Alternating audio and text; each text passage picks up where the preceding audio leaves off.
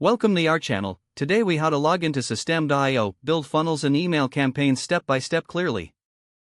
To log into Systeme.io, start by navigating to the official website. In the top right corner, locate the login button and click on it. You will be redirected to the login page where you can enter your credentials. If you already have an account, type in your registered email address in the first field. Next, enter your password in the second field. Make sure to check that there are no typos in your email and password. If you have forgotten your password, click on the Forgot Password link. Follow the prompts to reset your password via the email sent to you. Once you have entered your email and password, click the blue Login button. If your credentials are correct, you will be directed to the main dashboard. Here, you can start building funnels and creating email campaigns.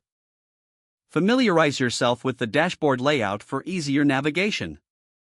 To create a funnel, select the funnel option from the menu. Then, click the Create button to start a new project.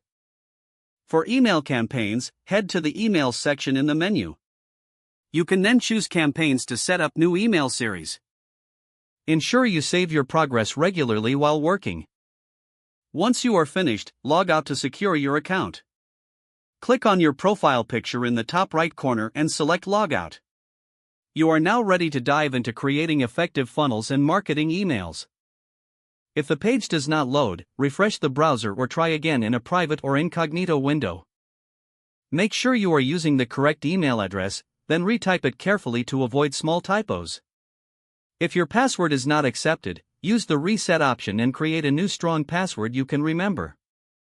Check your spam folder for verification or security emails, then complete any requested confirmation steps. Enable two-factor authentication if available to improve account security and reduce unauthorized access risk. After signing in, review your profile details so your contact information and settings are accurate and current. If you see an error message, note it down and try again after restarting your device and internet connection.